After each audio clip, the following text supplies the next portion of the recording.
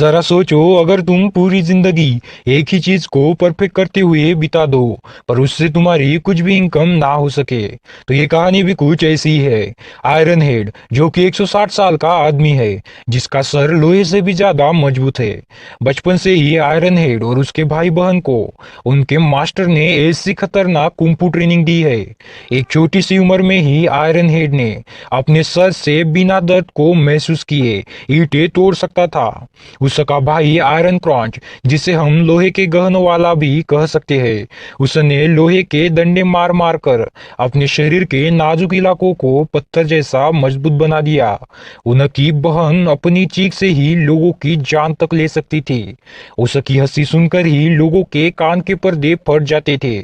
वो रोज कम से कम 5 गिलास तोड़कर अपने गले की ट्रेनिंग किया करती। उन तीनों को बचपन में तो अपनी काबिलियत के लिए खूब वाहवाही मिली, लेकिन जैसे जैसे वो बूढ़े होते गए, लोगों ने उनमें दिलचस्पी लेना बंद ही कर दिया।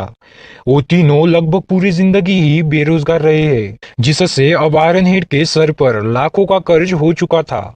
उसका सर लोहे की चोट तो सहन कर सकता था, लेकिन कर्ज की नहीं। एक दिन लोन वसूलने वाले उनके घर पर आए और घर का सारा सामान उठाकर ले गए। उनके लीडर ने आयरन हेड के पुराने सर्टिफिकेट्स देखकर एक फालतू सी चीज पर अपनी पूरी जिंदगी झोंक देने के लिए उसका मजाक उड़ाया। अब वो अपनी जिंदगी से परेशान हो चुका था और उसे बदलना चाहता था। 60 साल की उम्र में वो नौकरी ढूंढने बाहर निकल गया।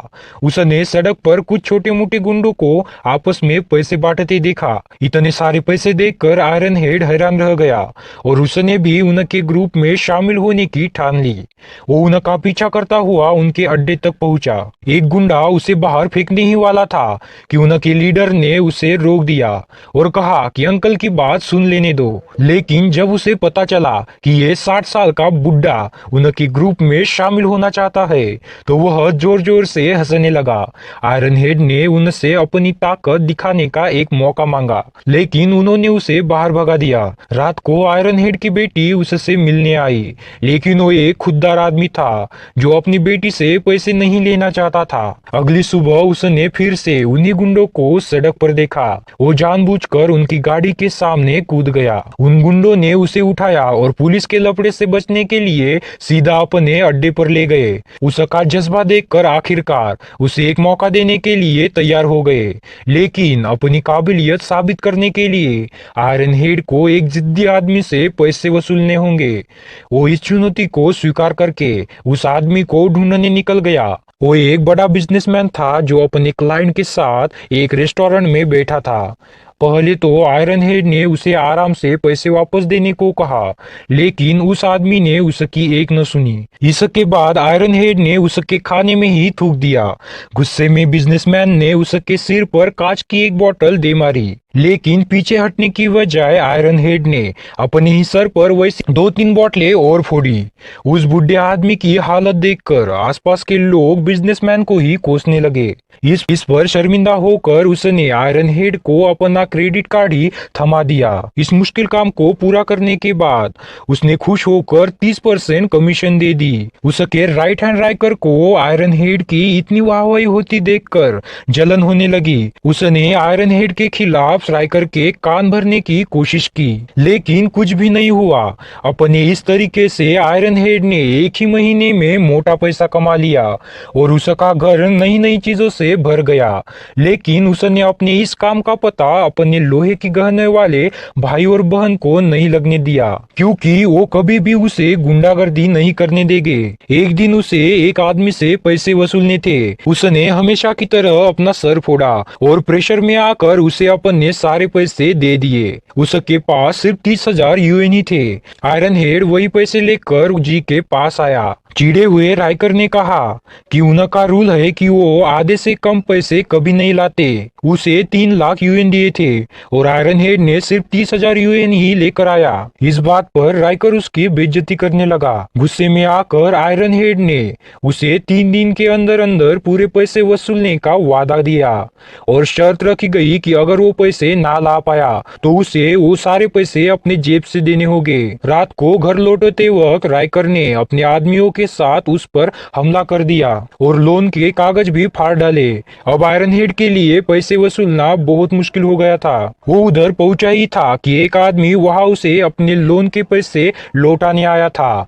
आयरन हेड पैसे लेकर बहुत खुश हुआ था, लेकिन तभी उसकी बेटी अपने पुलिस ऑफिसर्स पति के साथ वहां आ गई।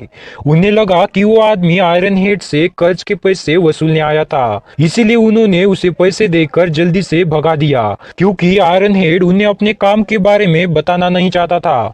इसी चक्कर में पैसे उसके हाथ से निकल गए। इसके बाद उसका दामाद एक घर में चोरी की तहकीकात करने गया और असल में उसी ने अपनी माँ के इलाज के पैसे अपना कर्ज चुकाने के लिए चुराए थे।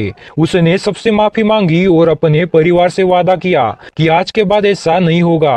पुलिस वालों ने उनके परिवार की मदद के लिए कुछ पैसे दिए और वहां से चले गए। अगले दिन आयरन हेड फिर से पैसे वसूलने की कोशिश करने लगा। सड़क पर तमाशा हो गया और लोग भाव को ही गालियां देकर उसे पैसे वापस करने को कहने लगे।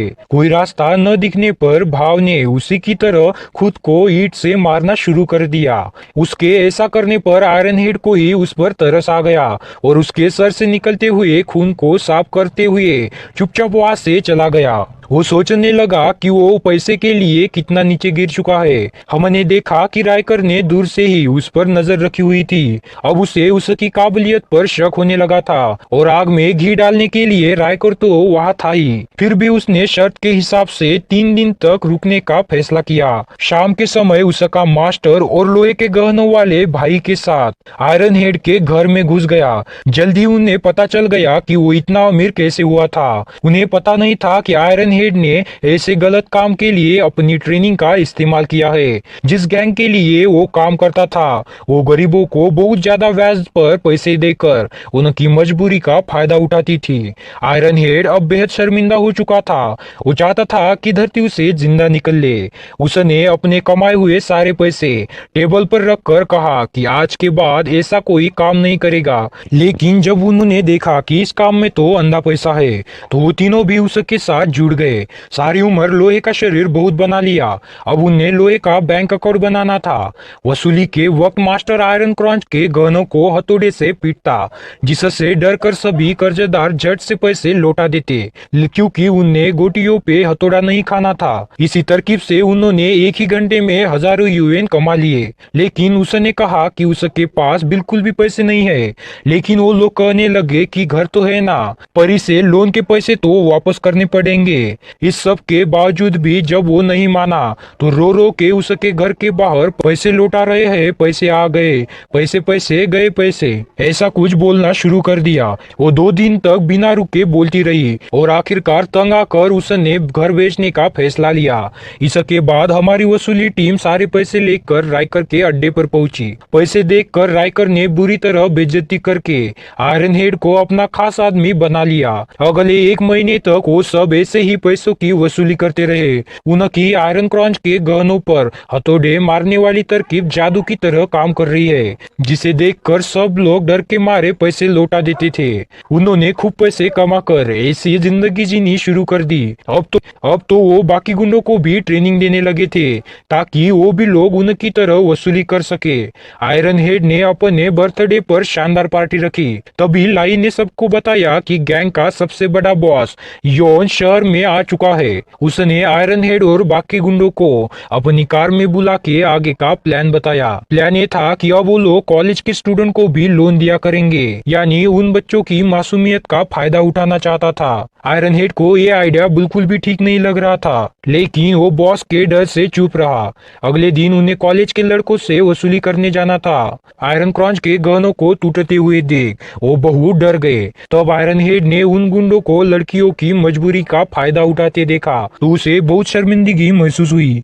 इस बात को अपने दिमाग से निकालने के लिए वो अपने पोते के साथ कुछ समय बिताने चला गया। उनका पूरा परिवार एक कृषि पर 1 हफ्ता मजे मार के आए। उधर गुंडे उन कॉलेज के लड़कियों से कहने लगे कि उनके साथ एक रात गुजार लो, सारे लोन माफ हो जाएंगे। गैंग के एक मेंबर ली ने इसके खिलाफ आवाज उठाने की कोशिश की, लेकिन उसके बॉस ने उसे धमका कर साइड कर दिया। उधर ट्रिप पर आयरन हेड और उसका परिवार एक बीच पर घूम रहे थे। जब उन्होंने माँ और उसकी बेटी को देखा, उनके पास अब रहने की कोई जगह नहीं थी। बच्ची ने अपने परिवार की इस हालत का जिम्मेदार आयरन हेड हेड को बताया। इस बात पर आयरन हेड की नाती और उस लड़की में झड़प हो गई। उसके नाती में गुस्से में आकर एक कांच की बोतल लड़की की तरफ घुमा दी, लेकिन इससे पहले कि वो बोतल उस लड़की को लगती, आयरन हेड ने अपने सर को बीच में डाल दिया। आज पहली बार उसके सर से खून आया था। उसे समझ आया कि वो कितना बुरा काम कर रहा था।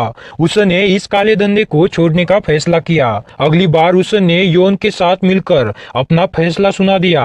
आयरन हेड उसका सबसे बेहतरीन आदमी था, लेकिन उसके जाने पर योन ने कुछ भी नहीं कहा। इसके बाद आयरन हेड डेलिंग से मिला, जिसे उसने अपने नाती का ध्यान रखने को कहा था। पता चला कि योन के आदमी योन ने उसके पोते को किडनैप कर लिया गया, यानी अब वो आयरन हेड से बदला लेना चाहता था। गुस्से से भरा आयरन हेड अपने नाती के लिए सब कुछ दांव पर लगाने को तैयार था। उसने बाबू की माँ को भी पैसे भेजे ताकि वो अपना घर ले सके।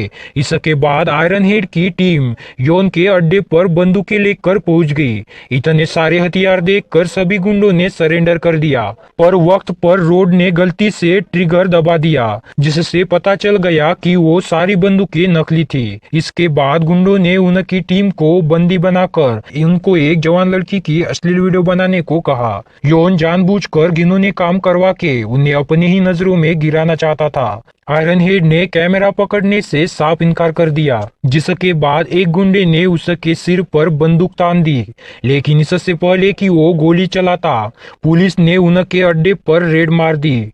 उन्हें गैंग के काले कारनामों का पता चल चुका था। आखिरकार पुलिस ने योन और सभी गुंडों को गिरफ्तार कर लिया। सारी लड़कियों को भी उनकी चंगुल से आजाद करवाया गया। आयरन हेड भी इस काले धंधे को छोड़कर अपनी बेटी के पास वापस रहने लगा। उसने आयरन क्रॉन्च और मास्टर के साथ मिलकर कसम खाई कि आज के बाद अपनी ताकत का गलत इस्तेमाल नहीं करेगा। तो ये कहानी यहाँ पर एंड होती है। तो आपको ये कहानी कैसी लगी नीचे कमेंट में जरूर बताना। तो मिलते हैं नेक्स्ट वीडियो में।